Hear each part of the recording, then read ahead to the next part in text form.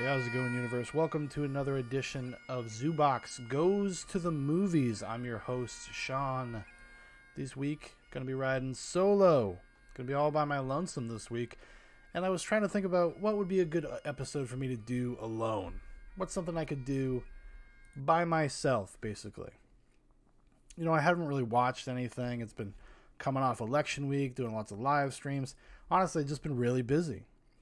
And I got to thinking about somebody that I really like, an actor that I really like, and he recently passed away. Now, if you don't know, if you're living under a rock, Sir Sean Connery just passed away a little over a week ago, October 31st, 2020. Died at the age of 90. He was born August 25th, 1930 in Fountainbridge, Edinburgh, Scotland, and he spent his final years and days in the Bahamas. Not a bad way to go out. Not a bad way to go out. Now, everybody knows who Sean Connery is. He's an iconoclast. He's larger than life. He is one of these kind of original movie stars. He didn't always start out that way, though. He kind of, he towed the road. He had to work really hard to kind of become his own thing. Even with the success of something like James Bond in 1962, that's something that, could trap a person.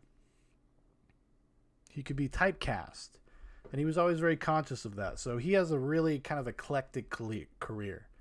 A lot of really cool, interesting roles. We're going to get into some of those roles today, or tonight for me, anyways. So we're going to be talking about Sean Connery. We're going to talk about his films. We're going to talk about his legacy. We're going to talk about personal remembrances, what I remember of Sean Connery, how he came to be part of my entertainment diet, if you will.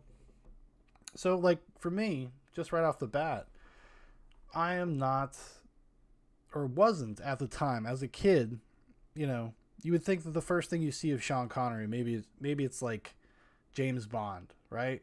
I was born in 1986. I kind of come into my own, 10, 12, the mid to late 90s, in terms of recognizing who movie stars are and having a preference for those kinds of things. And for me, Sean Connery was not really James Bond. He was probably Indiana Jones's father from Last Crusade. That's really kind of where probably one of the first times I saw him. That and then the end of Prince of Thieves when he shows up. Yeah, he was Henry Jones in 1989. The Last Crusade comes out, and that's kind of my first visceral memories of the guy. That's when, just being a kid, I grew up with the Indiana Jones movies.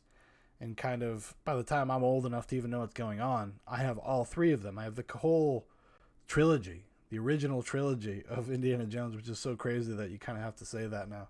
But the original trilogy of films, and I always had a thing for The Last Crusade. I just really loved the dynamic between Indiana and his father, and the kind of larger-than-life adventure of it. It was the one that was... the first one is probably the best one in terms of objectively speaking, probably the best made of all of the Indiana Jones movies. But for some reason, The Last Crusade has a little something special. I have a little special connection to it, especially even now getting older and having my father pass away and understanding what a big influence he was. I see a lot of my relationship with my father, weirdly enough, in the relationship between, Indiana and Henry Jones. This kind of combative mentor relationship that they have in the film.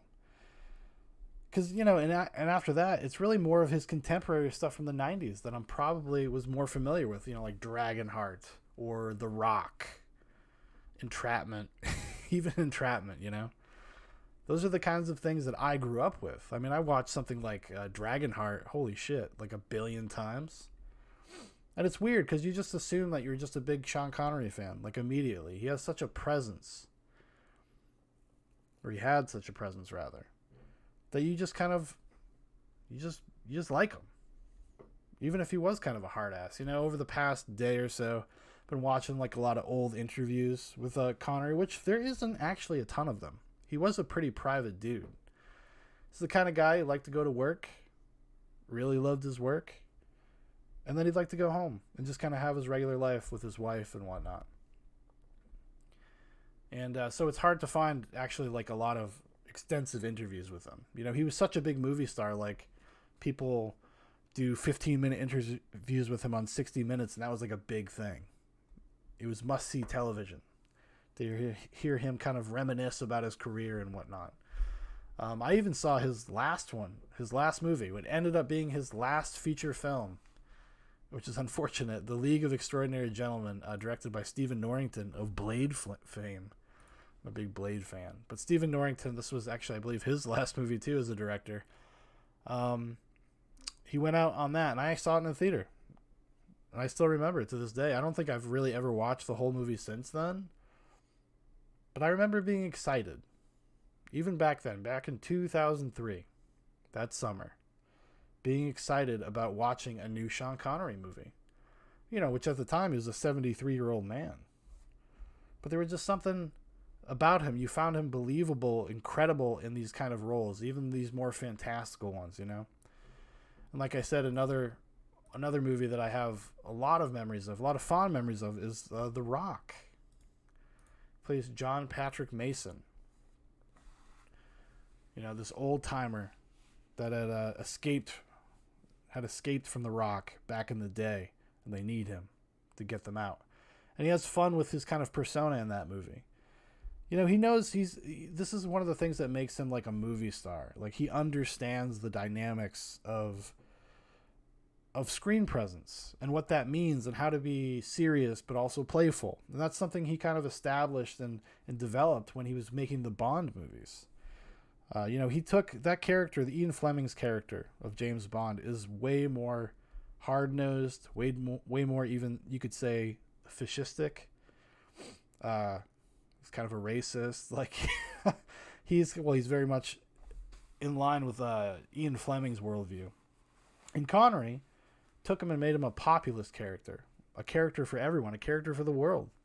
And as you learn, if you go into some research about like the early goings of making like the first couple James Bond movies, a lot of that was Sean Connery's input.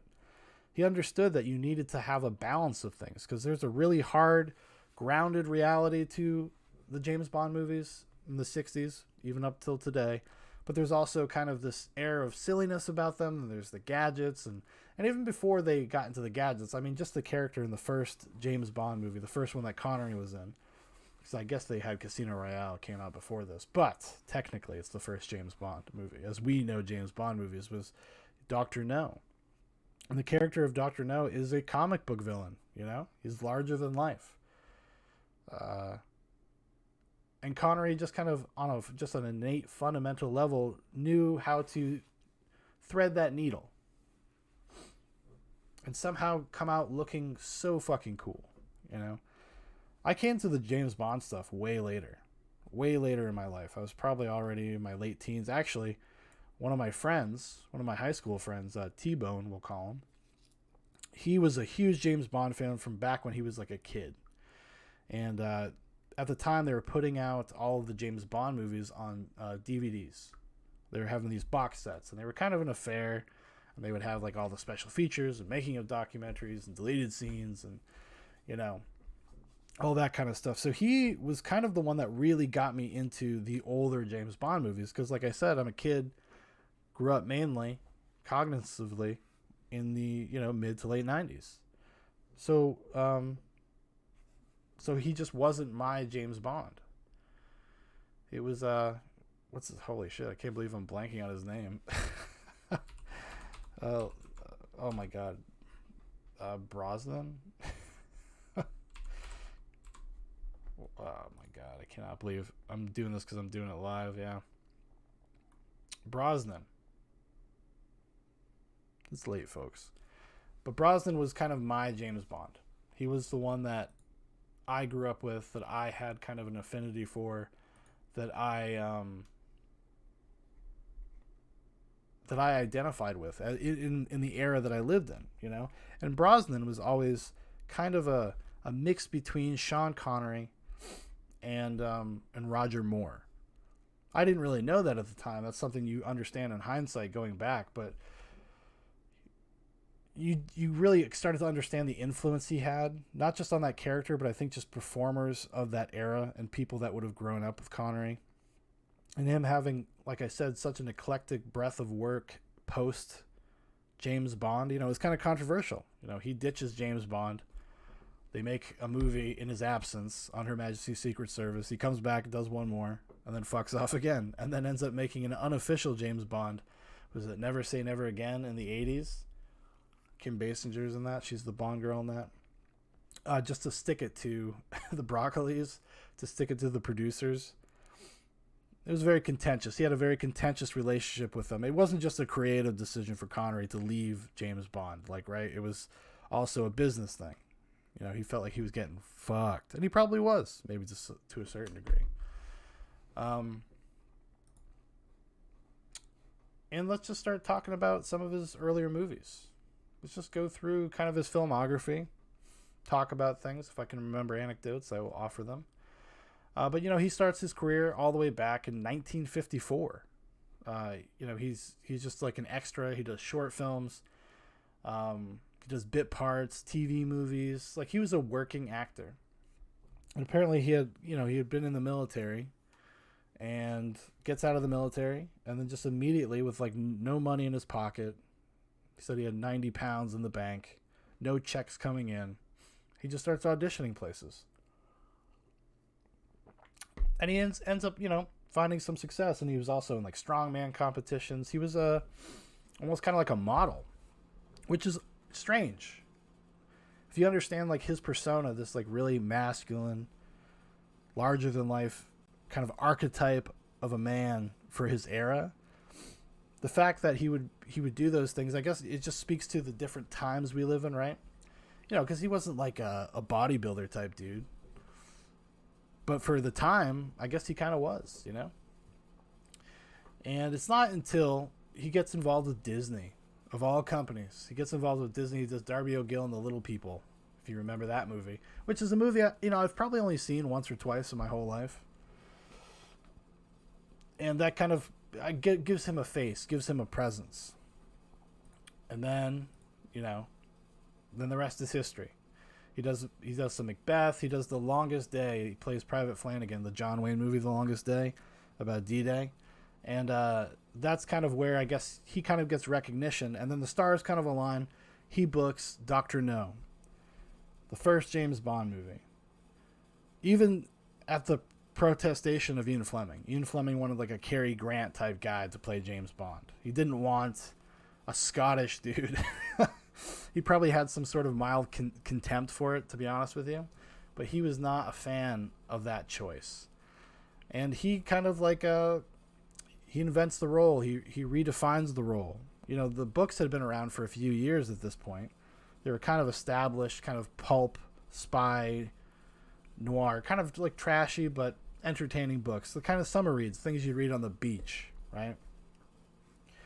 And then he kind of just took it and ran with it.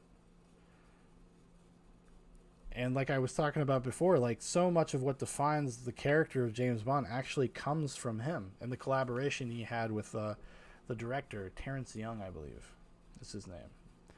They actually kind of built the character that we know and love today. And that's something that continued throughout like his tenure as James Bond. One of the movies though that like kind of sticks out to me, that because he was, I think he was always had kind of an awareness of being typecast and what that would do to his career, maybe even then. Because like I said, he'd been working for 8 years by the time he books James Bond, which is not a movie anybody knew was going to be the huge international success that it was. And it actually even kind of took a while for it to kind of gain momentum. Like it starts in the UK, it goes to America, and that's where it blows up. It becomes like this big international success. He becomes overnight an international movie star. But he wasn't always just content with doing James Bond, even though he does Dr. No and From Russia with Love, like back to back, basically. Right after that, he starts looking for more interesting things. One of note is Marnie. Now, Marnie is a Alfred Hitchcock movie. It's Alfred Hitchcock did a run of movies around when Marnie came out. Let's go back and see what movies, because there's like, what is it? He He does Vertigo, North by Northwest, Psycho, The Birds, and then Marnie, which I think a lot of people, and I don't know if I agree with this totally. I'm not as familiar with the later Hitchcock stuff, which I plan to remedy at some point. But Marty is kind of considered the last of classic Hitchcock movies, maybe the last, like, quote unquote really good one, you know. And it showed that he had range and that he had chops. You know, he does this kind of, it's like a mystery thriller psychodrama. You know, he marries this woman who's like a habitual thief. She's got these psychological problems, and it's just kind of about the domestic drama of them having to deal with these things. It's been a while since I've seen Marnie. It's one that I am probably going to revisit in the near future. So look out on the channel over the next week or so. Probably going to be reviewing some Sean Connery movies in honor of his passing, to give the man some honor. But what I really loved about him, though, he obviously just really kind of loved the art form. He was always willing to take interesting roles.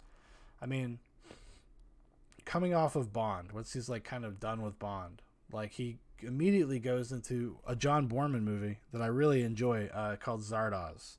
And now actually I did a review, a daily movie review about Zardoz, well, I don't know, like over the summer, I think. I think I watched it when I was sick. I think I had COVID when I watched it.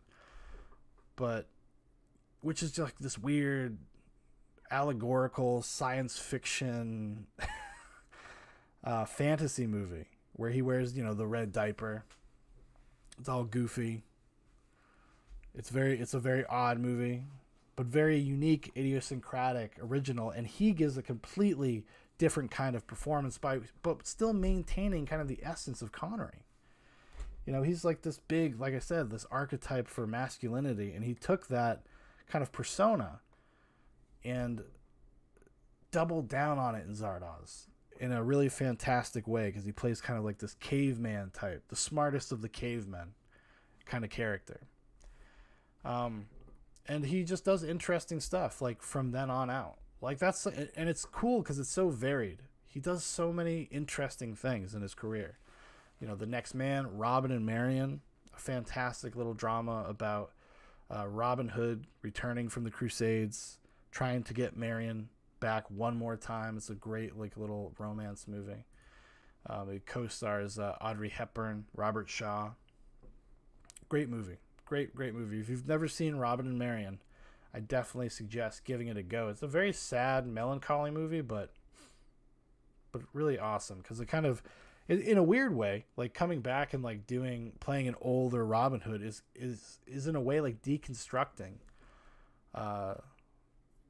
almost like a Bond-esque character, because you have this character that is this legendary figure, this mythic figure.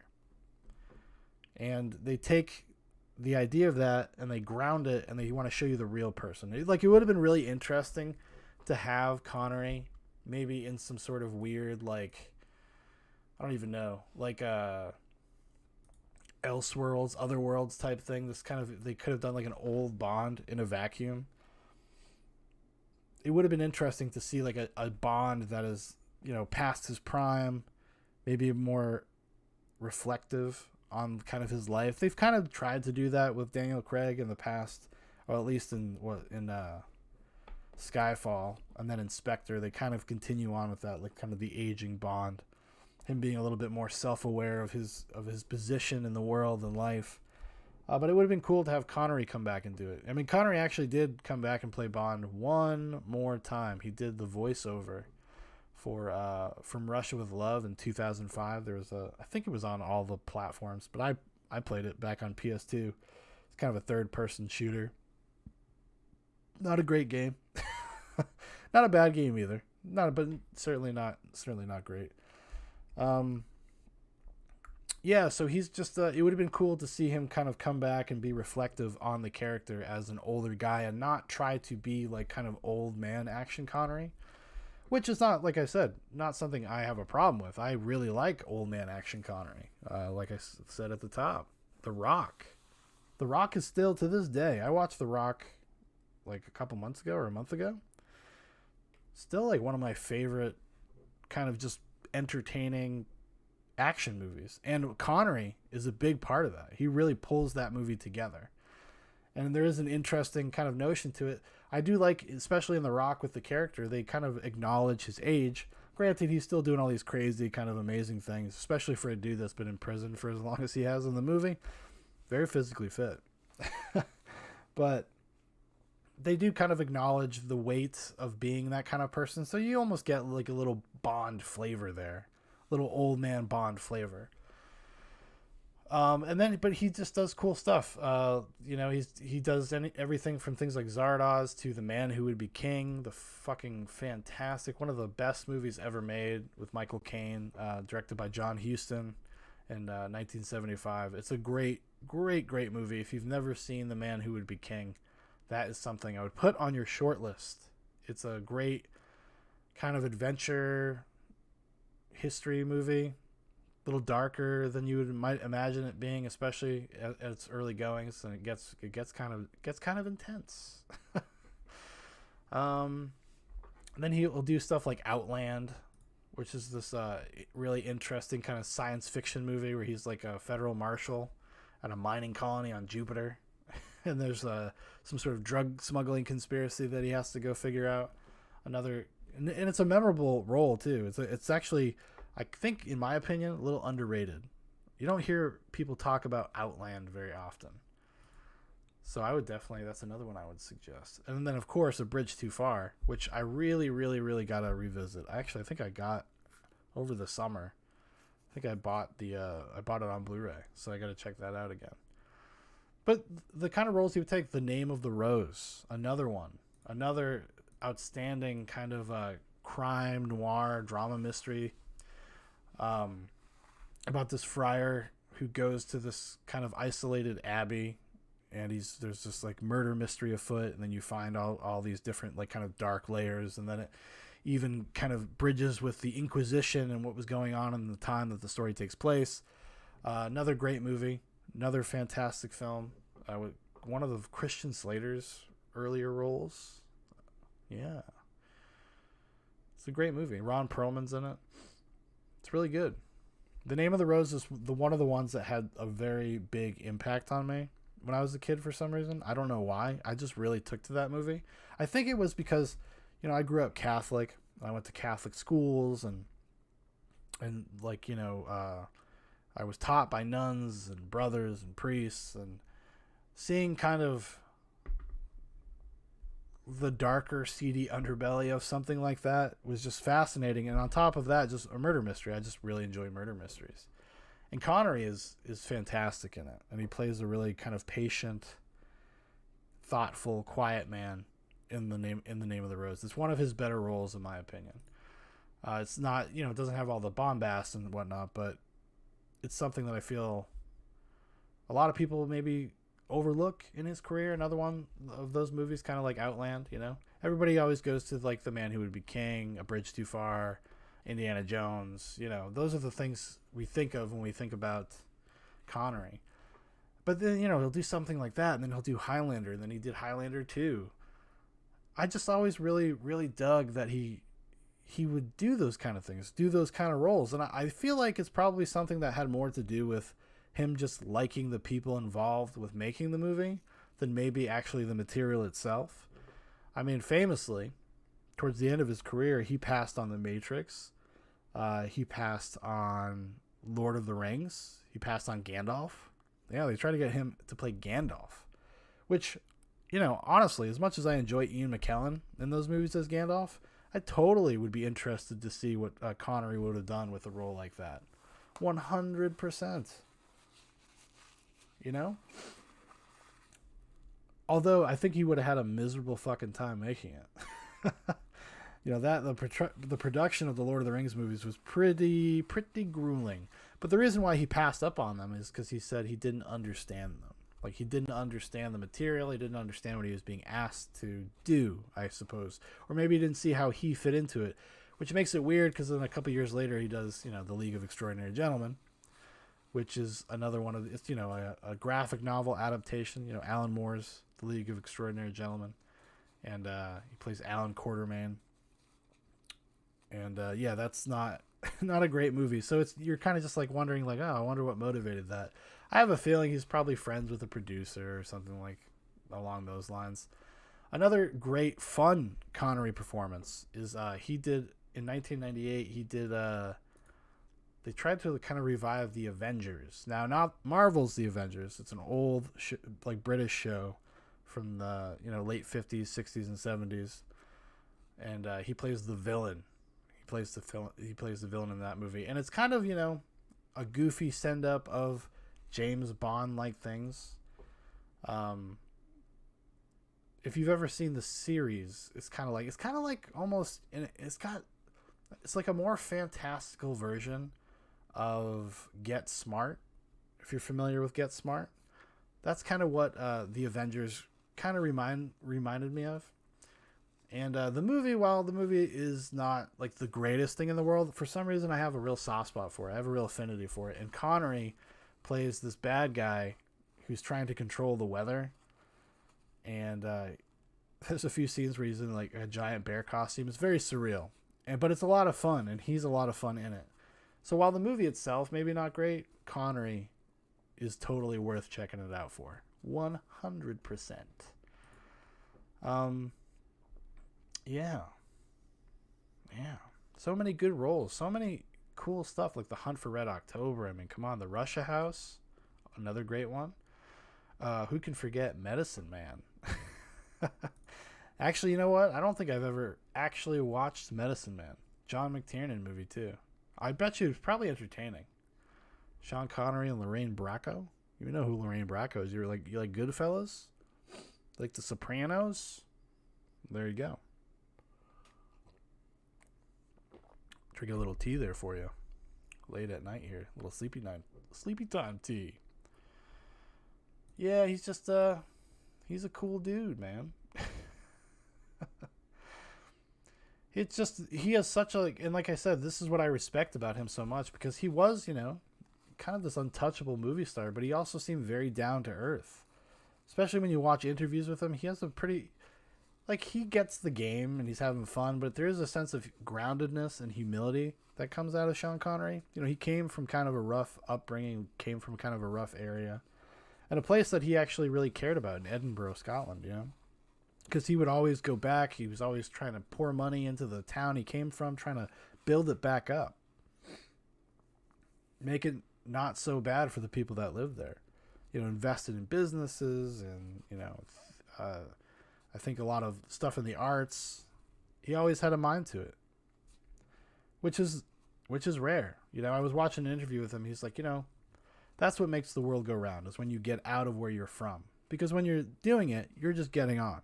You don't have any larger frame of reference. You don't know how bad your circumstances are. It's not until you get out, but it's those that choose to go back and make those places better that really are impressive. And maybe are trying to do something with the little bit of juice they have in the world, the little bit of ephemeral fame and money and whatnot. But I always really liked that about him. And it really comes through he's just like a normal dude, which is surprising, I mean, who knows? Maybe that could be completely wrong. That could be all for the cameras, for interviews. But he's just kind of like very unassuming, which I don't know, Sometimes you just think about these people and you're just like, oh, they must be really intense. But he doesn't really come off that way. And he has a good kind of acerbic wit, good sense of humor about himself and his life. Actually, the interviews remind me a little bit of Harrison Ford interviews. If you watch Harrison Ford interviews, like late night talk shows and stuff, they are incredibly entertaining. Because Harrison Ford does not give a fuck, because he knows he's Harrison Ford. He's like doing you a favor by being on your show. I don't even does Harrison Ford really need to go on the press circuit to get you to go see a Harrison Ford movie, especially in like the 90s and the 2000s? Well, I don't know, maybe. But he always has a good sense of humor about himself, makes jokes, says caddish things, acerbic wit, like I said. Good stuff. And it's just a really great reminder of the talent of somebody, just the natural presence that some people just have. They just have it. They just have this juice. That's why there's there's movie stars and then there's actors. He has that same kind of quality, and I know that it's probably contentious because some people like him, some people don't. But like Tom Cruise is just like a movie star, and I always like that Sean Connery always kind of just played a version of himself. Like he would refuse to do other accents, and he did that because he had such a profound love and respect for Scotland, and like a lot of what he did, he thought he was bringing honor to his country. So even when he's in like what's it called, the Hunt for Red October, he wouldn't do a Russian accent. He just wouldn't do it. He says, "Listen, emotions are universal. Like it doesn't matter what my accent is." So I don't know if that's, you could say, laziness on his part. I don't think so though. I think he really had like kind of a methodology behind it, and he had some sort of sense of what he wanted to accomplish with his accent. I mean, how cool would that be if you were, just like every day, people talk about representation and whatnot.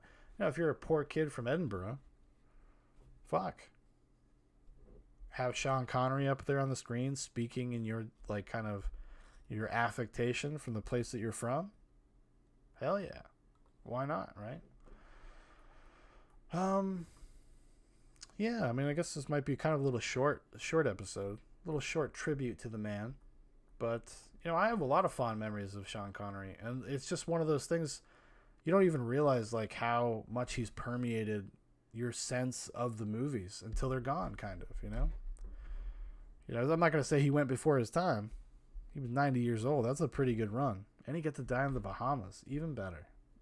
And I know a lot of people, like, as soon as he died, like, people want to skewer him a little bit. They want to talk shit about him because he gave an interview with Barbara Walters. Famous clip from the interview where he talks about his feelings of men and women and their places and whether or not you can hit a woman. And he's definitely very old-fashioned. But he's not from, like, our culture. And it's weird because, he got famous and then kind of just fucked off. Like, he was living in Spain for the vast majority of his adult life. So he's not even, like, connected to the way things progress or the way people think. He would make the movies and then he would go back home. I don't know how Mrs. Connery felt about him, but she stayed with him until the end, I believe. But, I mean, I imagine you look into any older actor's life, you're probably going to find things like that, And does that sully his entire reputation, his career? Not really. I mean, this is just a very current year type thing where everybody feels like everything you've ever done is like is static. The internet has created this environment. Everything you've ever done just happened. You could write something incendiary a decade ago, and somebody could bring it back up today, and they want you to respond as if you're the same person. It's it's tiresome, I would say, and not really fair either. But that's my opinion. Not that I'm defending hitting women, because I don't want it to sound that way, because I'm not. I'm very, I'm going to take the controversial stance that you shouldn't hit people in general, but men shouldn't hit women and vice versa. Very controversial. Very, I know, kids. I'm really on the razor's edge here. What else can we say about Sean Connery? Just a mensch.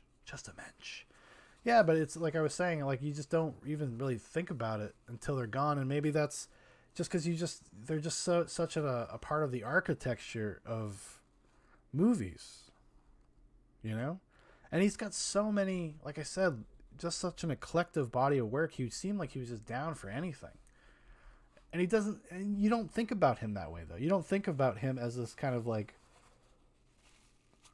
creatively adventurous, fun-loving dude, but I think the proof is in his work. If you look at his filmography. I mean, you don't make Zardoz if you don't have a sense of fun about you. Ironically, Zardoz was made because John Borman wanted to make a live-action Lord of the Rings, and it all fell apart at the last minute. So he ends up making Zardoz, which is ironic because, Connery's in Zardoz, but passed on Lord of the Rings in the 90s. It would have been interesting. He'd been an interesting Gandalf. I could see there because he's got the presence and stuff. But, as much as I love Connery, as much as I would be interested to see that, I think it was almost better suited to Ian McKellen because Ian McKellen really kind of lost himself in the role, really kind of enveloped it, where Connery would have been Connery. It would have been like Gandalf asterisk Connery. It would not have been like the full envelopment of the character.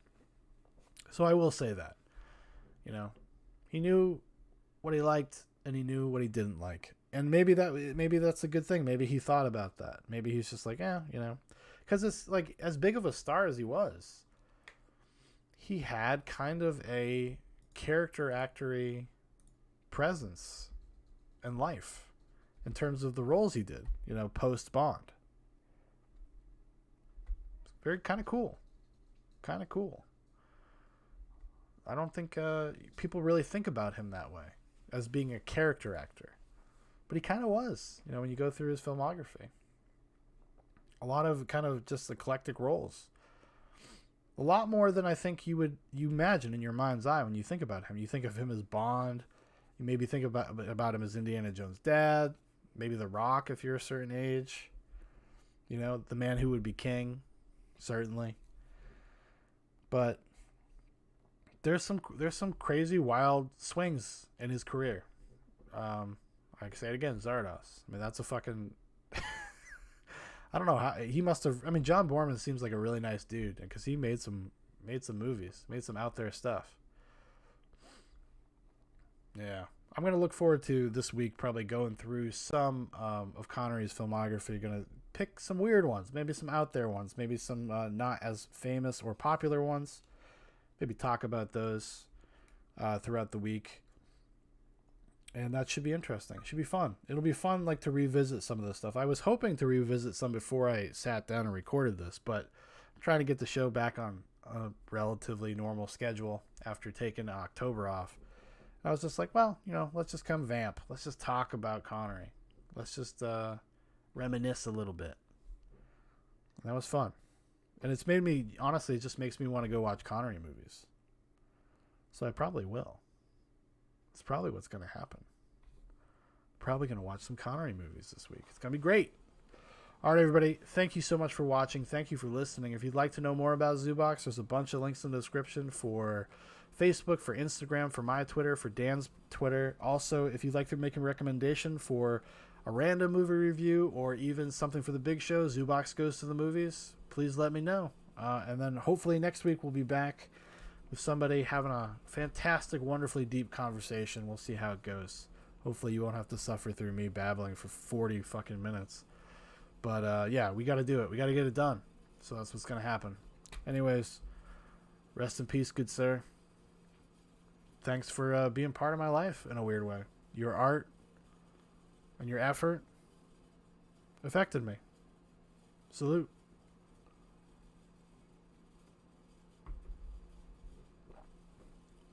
Goodbye.